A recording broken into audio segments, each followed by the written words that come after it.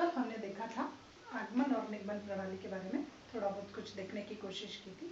आज हम देखेंगे वापस इम्पोर्टेंस ऑफ इंडक्टिव मेथड्स। अब आगमन प्रणाली की रियल में इम्पोर्टेंस क्या है, आज हम उसको देखने की कोशिश करेंगे। तो सबसे पहला है कि आगमन प्रणाली जो है, अगर आपको इन नोट्स को एक बार लिखना हो तो मैं एक बार रिपीट कर देती हूँ, आप नोट कर सकते हो। आगमन प्रणाली वास्तविक आर्थिक घटनाओं एवं तथ्यों की सापेक्षिकता एवं उनकी परिवर्तनशीलता पर आधारित होने के कारण आर्थिक नियमों व सिद्धांतों के प्रतिपादन में इसकी लोकप्रियता दिनों दिन बढ़ती जा रही है। अब आप इस बात को समझ लीजिए कि क्या कहना चाह रहे हैं कि आगमन प्रणाली जो है एटलीस्ट वो उस पर किस पर बेस्ड है। तो आगमन प्रणाली सबसे पहले वास्तविक जीवन की आर्थिक घटनाओं, आगमन प्रणाली जो है वो वास्तविक जीवन की आर्थिक घटनाओं की, हमारी रियल लाइफ में कौन कौन सी घटनाएं घटित होती है, एक तो उन पर आधारित है। उसके बाद तथ्यों की सापेक्षिकता, जो भी बात हम करते हैं वो विद द फैक्ट करते हैं, डेटास करते हैं। तो तथ्यों की सापेक्षिकता, पहली बात क्या होगी कि आगमन प्रणाली किस पर आधारित है, वास्तविक आर्थिक घटनाओं, जो भी रियल में जो भी होती है घटना एटलीस्ट उस पर आधारित है। दूसरा तथ्यों की सापेक्षिकता, जो भी कोई बात करेंगे हम तो वो किसके रिलेटिव्स होगी, वो आपके फैक्ट्स के साथ होगी। एवं उनकी परिवर्तनशीलता, अब अगर आपके डेटा चेंज हो गए, आपके फैक्ट चेंज हो गए, then it is based on the changes also, ये चेंजेस का भी प्रोविजन करती है। तो तथ्यों की परिवर्तनशीलता पर आधारित होने के कारण रिसेंट टाइम में जब कभी भी हम आर्थिक नियम और आर्थिक सिद्धांतों का प्रतिपादन करते हैं तो इस प्रणाली का प्रयोग सबसे ज्यादा करते हैं। इस प्रणाली की उपयोगिता बहुत ज्यादा बढ़ रही है। तो ये वास्तविक घटनाओं पर आधारित है, तथ्यों के साथ बात करते हैं, तथ्यों की परिवर्तनशीलता का भी इसमें अमेंडमेंट किया जाता है, अगर कुछ फैक्ट चेंज हो गए तो उसको ऐड किया जाता है। इस वजह से रिसेंट टाइम में हमारे इकोनॉमिक सेक्टर में जब कभी भी लॉज और प्रिंसिपल को फॉर्मुलेट किया जाता है, कुछ नियम और कुछ सिद्धांत प्रतिपादित किए जाते हैं, तो इस प्रणाली की लोकप्रियता बढ़ रही है। ये जो मेथड है वो बहुत ज़्यादा जो है वो प्रोग्रेसिव वे में आगे बढ़ रहा है। ये इसका अडेप्टेशंस जो है डे बाय डे इंक्रीज होता जा रहा है। तो सिद्धांतों के प्रतिपादन में इसकी लोकप्रियता दिन प्रतिदिन बढ़ती जा रही है। Then this statement show the importance of this methods. तो ये पूरा स्टेटमेंट है इसके महत्व को बताता है।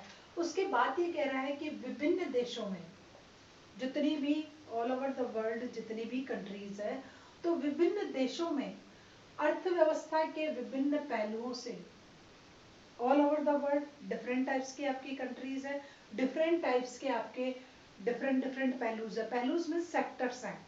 तो विश्व के विभिन्न देशों में विभिन्न पहलुओं पर, विभिन्न पहलू में डिफरेंट एस्पेक्ट, कहीं आप यूटिलिटी पे कर रहे हो, कहीं सेविंग पे कर रहे हो, कहीं इन्वेस्टमेंट पे कर रहे हो, तो विभिन्न देशों में अर्थव्यवस्था के विभिन्न पहलुओं से डिफरेंट एस्पेक्ट पे के संबंध में आंकड़ों और तथ्यों का संकलन नियमित रूप से कर उनका प्रयोग आर्थिक समस्याओं के समाधान एवं आर्थिक नीतियों के प्रतिपादन में किया जाता है। वर्ल्ड पर हमारे जितने भी देश हैं वो देश अपनी विभिन्न समस्याओं के समाधान के लिए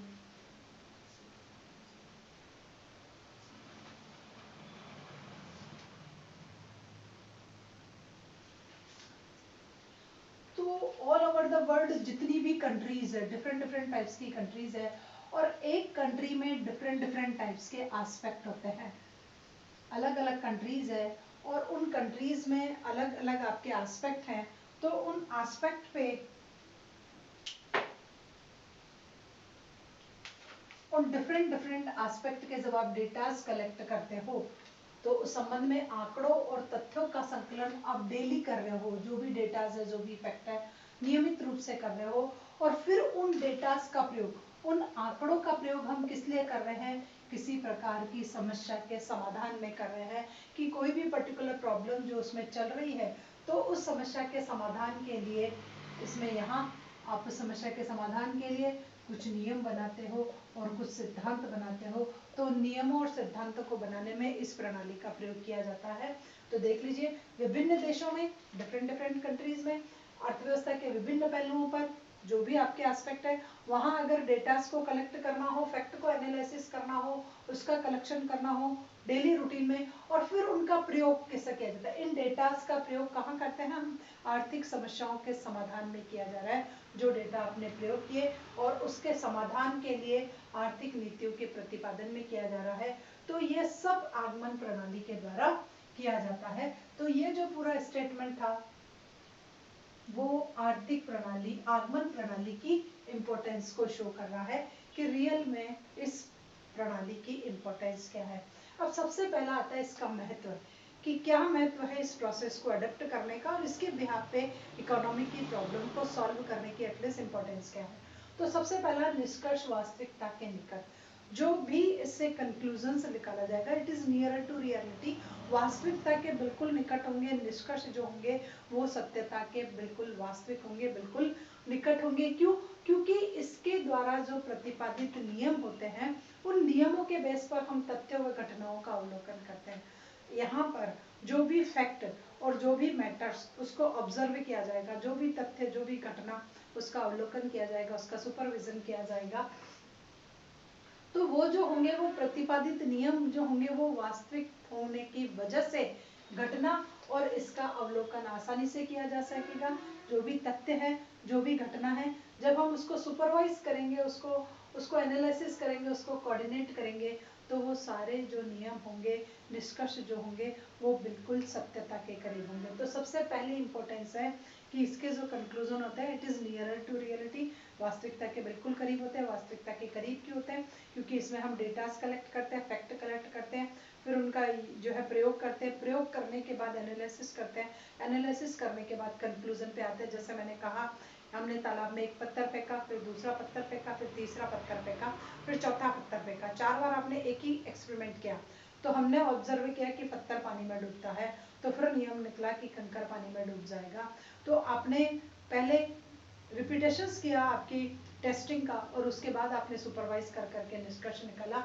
तो इस प्रणाली के अंतर्गत यही होता है, प्रतिपादित नियम वास्तविक तथ्यों व घटनाओं का अवलोकन करते हैं, उनको एनालिसिस करते हैं, उनकी टेस्टिंग करते हैं, फिर उनको कोऑर्डिनेट करते हैं, इसलिए निष्कर्ष वास्तविकता के करीब आते हैं।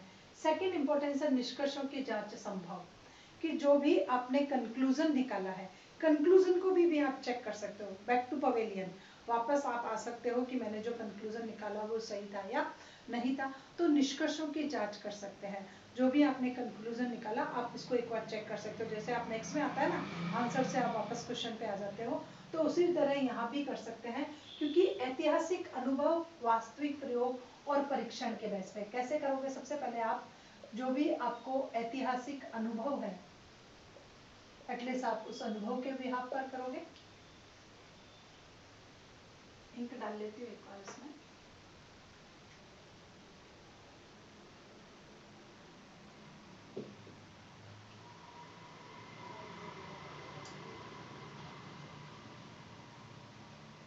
तो सबसे पहले हम यहाँ निष्कर्षों की जांच कैसे करेंगे? एक तो हमारा जो भी हिस्टोरिकल एक्सपेरिमेंट है उस अनुभव के आधार पर करेंगे, और उसके बाद हम थोड़ा सा प्रयोग भी कर लेंगे, कोई भी वास्तविक प्रयोग, और वास्तविक प्रयोग और परीक्षण कर करके हम एटलीस्ट जो भी हमारे कंक्लूजन आए हैं उन कंक्लूजन को हम वापस चेक भी कर सकते हैं कि हमारे निकाले गए कंक्लूजन सही है या नहीं है। उसके बाद थर्ड आता है प्रायोगिक दृष्टिकोण, कि इसकी जो ओपिनियन है वो एकदम डायनेमिक जो है वो इसके ओपिनियन है।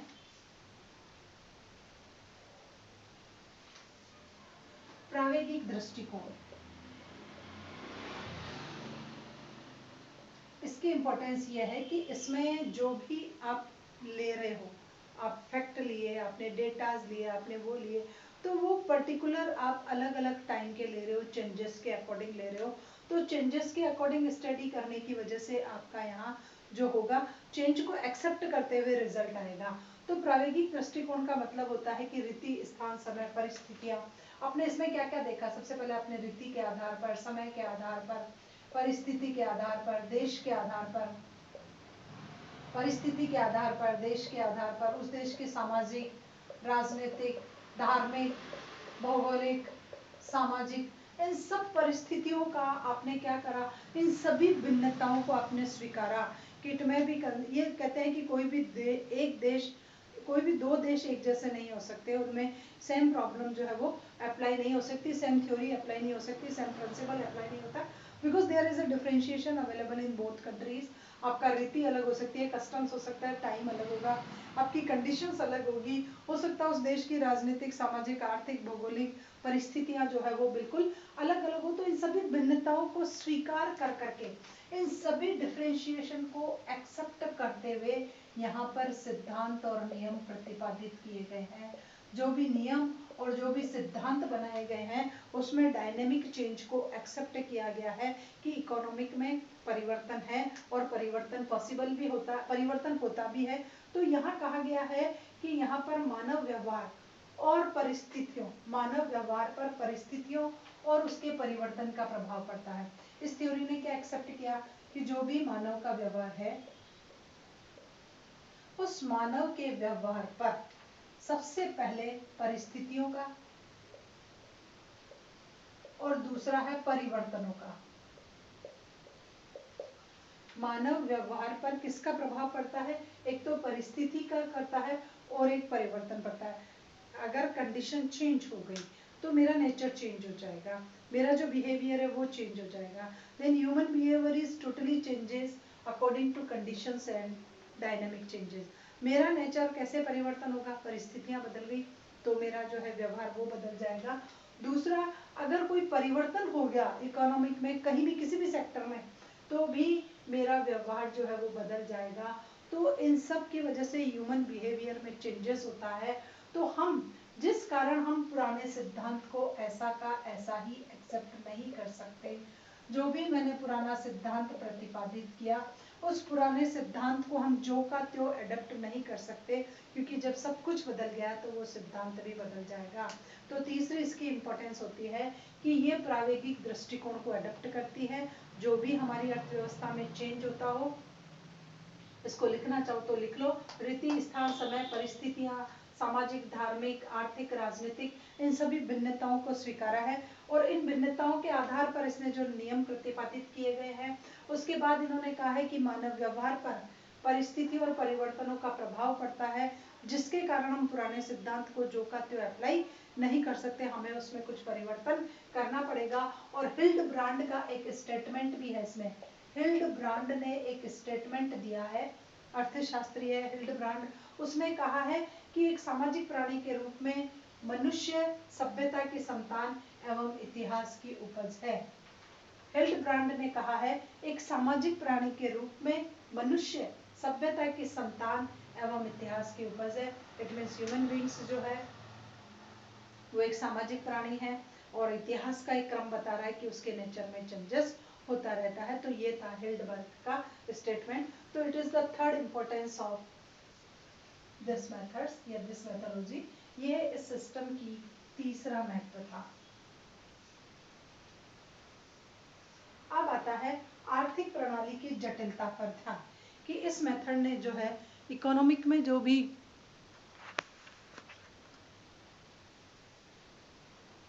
आर्थिक प्रणाली की जटिलता पर ध्यान, कि जो भी हमारे इकोनॉमिक सिस्टम में जो भी टिपिकल प्रोसेस अवेलेबल है या कॉम्प्लेक्सिटी अवेलेबल है, जटिलता अवेलेबल है, एटलीस्ट ये प्रोसेस उसको अडेप्ट करती है, उसकी तरफ ध्यान देती है कि पूरा इकोनॉमिक सिस्टम है उसमें बहुत सारी जटिलताएं भरी हुई है और जटिलताओं के आधार पर कैसे सिद्धांत प्रतिपादित किया जाएगा, कैसे नियमों को बनाया जाएगा, उसको ये एक्सेप्ट करता है। और इसने क्लियर कह रखा है कि सभी सिद्धांत सार्वभौमिक और सार्वकालिक नहीं होते, सभी सिद्धांत सार्वभौमिक व सार्वकालिक नहीं होते। It means each and every theory will not operate at universal level and every times. हर सिद्धांत, हर नियम सब जगह एक जैसे लागू होंगे यह संभव नहीं है। दूसरी बात, सर्वकालिक होंगे, हमेशा ही लागू रहेंगे, वो भी पॉसिबल नहीं है। तो इन्होंने आर्थिक प्रणाली की जटिलता पर ध्यान दिया। इन्होंने ऐसा क्यों कहा कि सभी सिद्धांत सभी जगह अप्लाई नहीं हो सकते? क्योंकि इन्होंने एक्सेप्ट किया है कि हर तरह के इकोनॉमिक सिस्टम की अपनी अपनी कॉम्प्लेक्सिटी होती है। कैपिटलिस्ट इकोनॉमिक की अपनी होती है, मिक्स्ड की अपनी होती है, प्लान्ड की अपनी होती है, सोशो की अपनी होती है और कम्युनिस्ट की अपनी होती है। तो जब अलग अलग इकोनॉमिक सिस्टम है तो वहाँ जटिलताएं भी अलग अलग होगी। इसलिए same theory, same principle, same rules जो है वो सब जगह अप्लाई नहीं किया जा सकता। हर जगह की कॉम्प्लेक्सिटी के अकॉर्डिंग अलग अलग प्रिंसिपल को फॉलो किया जाएगा। उसके बाद इन्होंने लिखा है निगमन प्रणाली की पूरक, complementary part of deductive methods. अब यह है कि यह प्रणाली निगमन की पूरक है। इससे पहले हम निगमन पढ़ चुके हैं, निगमन प्रणाली पढ़ चुके हैं। तो ये उसका एक कॉम्प्लीमेंट्री पार्ट है। उसके डिसीजन को इससे चेक किया जा सकता है, इसके डिसीजन को उससे चेक किया जाता है। इसकी थ्योरी को वहाँ चेकिंग कर सकते हैं और वहाँ की थ्योरी को यहाँ चेकिंग कर सकते हैं। तो ये उसका एक कॉम्प्लीमेंट्री पार्ट है कि अगर वहाँ स्टडी हो चुकी है तो यहाँ आप वापस उसकी रिसर्च नए सिरे से कर सकते हो। तो आधा स्टडी तो आपकी वहाँ हो चुकी है और half study with the experiment, with the testings, with the supervision, सब कुछ यहाँ पॉसिबल हो जाएगा। तो ये प्रणाली जो है वो निगमन प्रणाली की पूरक है। ये निगमन प्रणाली का भी डेवलपमेंट जो है वो पॉसिबल कर देती है। अगर इसका डेवलपमेंट हो गया तो उस प्रणाली का डेवलपमेंट अपने आप ही होगा। उसके बाद है समष्टि आर्थिक विश्लेषण में अधिक उपयोगी। समष्टि आर्थिक विश्लेषण में अधिक उपयोगी। अब समष्टि का अर्थ जहाँ आ गया, it means it is related from the whole economy, biggest level, large scale, comprehensive रूप। तो ये जो थ्योरी है, ये जो प्रणाली है, ये जो मेथोलॉजी है, ये हमारे समष्टिक आर्थिक विश्लेषण में बहुत ज़्यादा हेल्पफुल है। हम बहुत सी ऐसी प्रॉब्लम्स है which are related from the whole economy and large scale, बड़ी बड़ी स्तर की जो भी समस्याएं होती हैं जिनमें आपको मैथमेटिकल कैलकुलेशन करनी पड़ती है, डेटास कलेक्ट करने पड़ते हैं और मैथमेटिकल एनालिसिस कर करके percentage, standard deviation, mean, mode, median, पता नहीं क्या कैलकुलेट करना पड़ता है, ग्राफिक प्रेजेंटेशन करनी पड़ती है। तो वहाँ आप इस प्रणाली का जो है वो प्रयोग कर सकते हो। जैसे फॉर एग्जांपल है आपकी नेशनल इनकम, कंट्री की राष्ट्रीय आय की क्या कंडीशंस है, उसके बाद कंजम्पशन की क्या सिचुएशन है, उपभोग की क्या स्थिति है, इन्वेस्टमेंट कैसा है, सेविंग क्या है, और इन सब की स्टडी के बिहाफ पे हमारी कंट्री में इकोनॉमिक पॉलिसीज को किस स्टाइल से फॉर्मुलेट किया जाएगा कि किसी देश में आर्थिक नीतियां फिर कैसे बनेगी अगर आपने नेशनल इनकम, कंजम्पशन, इन्वेस्टमेंट और सेविंग इन सब की स्टडी कर ली है और फिर आप इकोनॉमिक पॉलिसी को फॉर्मुलेट करते हो। तो इकोनॉमिक पॉलिसी जो है वो भी आपकी मैक्रो लेवल की है और ये पूरे जो है हमारे एस्पेक्ट और कंपोनेंट्स या सेक्टर से समझ लीजिए ये भी मैक्रो लेवल के हैं। तो इनकी स्टडी, इनकी थ्योरी के प्रिंसिपल्स वो सब बनाने में हमारी आगमन प्रणाली बहुत जो है वो महत्वपूर्ण रोल अदा करती है। उसी के बेस पर हम डेटास का कलेक्शन करते हैं और फिर एनालिसिस करते हैं कि इकोनॉमिक की कंडीशन किस स्टाइल की चल रही है और किस स्टाइल की नहीं चल रही है। उसके बाद है पुराने सिद्धांतों में संशोधन।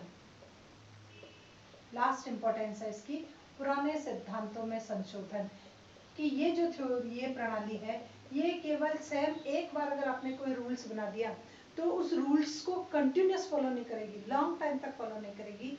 अगर कुछ इकोनॉमिक में आपकी उसमें फ्लक्चुएशन आ गए हैं तो ये वापस उसकी स्टडी करेगी, फिर नए सिरे से उसकी जांच करेगी। तो जो भी निष्कर्ष डेटास निकाले जाते हैं वो ओनली शॉर्ट टर्म के लिए होते हैं, फिर नया प्रिंसिपल, नए डेटा, सब कुछ नया किया जाता है। तो ये पुराने सिद्धांत में संशोधन करने वाली पद्धति है। अगर चेंज हो गया तो ये भी आपकी थ्योरी में चेंज कर देता है। तो these are the importance of आगमन प्रणाली। ये आपकी आगमन प्रणाली की सारी इम्पोर्टेंस है। अब आते हैं इसके दोष पर कि क्या क्या दोष जो है वो आगमन प्रणाली में हमारे उपलब्ध रहते हैं या क्या क्या कमियां जो है वो इस प्रणाली में उपलब्ध है। तो सबसे पहला है प्रयोग करना कठिन। सबसे पहले इसकी जो प्रॉब्लम है वो है प्रयोग करना कठिन। इट मीन्स यहाँ आप ज़्यादा टेस्टिंग नहीं कर सकते हो क्योंकि आर्थिक जगत के आंकड़ों में भिन्नता पाई जाती है। डेटाज जो होते हैं जितने भी आप आंकड़े कलेक्ट करते हो वो आंकड़े अलग अलग भिन्नता को प्रदर्शित करते हैं और फिर उनकी टेस्टिंग करना, उनका प्रयोग करना, उनका प्रयोग करके फिर निष्कर्ष निकालना अपने आप में, मतलब सबसे पहले प्रयोग करना ही कठिन है। आप इतनी ज़्यादा टेस्टिंग नहीं कर सकते हो क्योंकि आंकड़ों में भिन्नता पाई जाती है, इसलिए सारे के सारे डेटास की टेस्टिंग पॉसिबल नहीं है।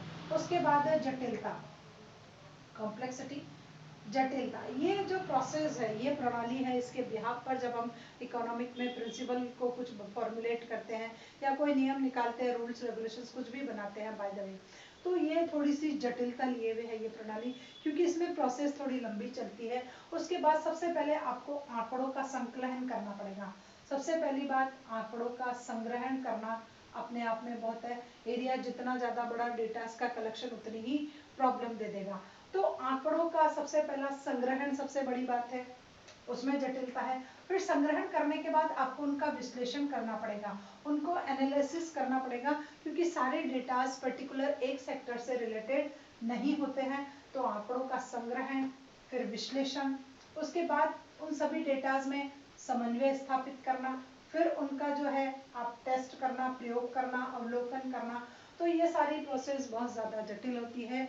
इसके लिए आप जिस भी पर्टिकुलर पर्सन को अपॉइंट कर रहे हो, उस अन्वेषक को आपको प्रशिक्षण भी प्रदान करना पड़ेगा। और जब तक वो प्रॉपर ट्रेनिंग नहीं ले लेता वो particular person, department, administrative staff, तब तक आपकी ये सारी प्रोसेस पॉसिबल नहीं हो पाएगी। तो इसमें जटिलता रहती है। आंकड़ों का संग्रहण करना सबसे कठिन है, फिर आप उनका क्लासिफिकेशन कैसे करोगे, फिर उनको एनालिसिस करना प्रॉब्लमेटिक है, फिर टेस्टिंग करना है, और इतना सारा जो एडमिनिस्ट्रेटिव स्टाफ रखोगे उसको एटलीस्ट ट्रेंड करना भी अपने आप में एक बहुत जटिल काम होता है। तो ये प्रणाली इतनी सरल नहीं है। एक सिंपल ब्रेन का व्यक्ति, एक साधारण मस्तिष्क का व्यक्ति इसके अकॉर्डिंग ना तो स्टडी करता है और ना प्रॉब्लम को सॉल्व कर पाता है। उसके बाद है खर्चीली।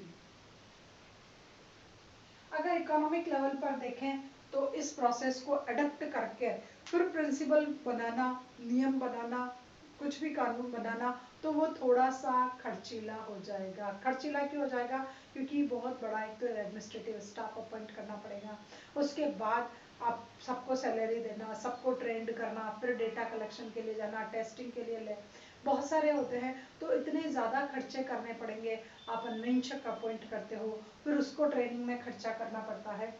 तो समंकों का संग्रहण, उसका फिर समन्वय, उनका प्रयोग, संकलन, इन सब में बहुत ज़्यादा पैसा खर्च करना पड़ता है। तो इस प्रोसेस के बिहाफ पर अगर हम कोई सिद्धांत प्रतिपादित करते हैं तो उस सिद्धांत पर इकोनॉमिकली वे से देखें तो खर्च कुछ ज़्यादा आएगा इन कंपैरिजन देन निगमन प्रणाली। निगमन प्रणाली में खर्चा कम आता है। उसके बाद है पक्षपात की संभावना। पक्षपात की संभावना, अब इसमें पक्षपात क्यों रहेगा? क्योंकि ये प्रोसेस जो है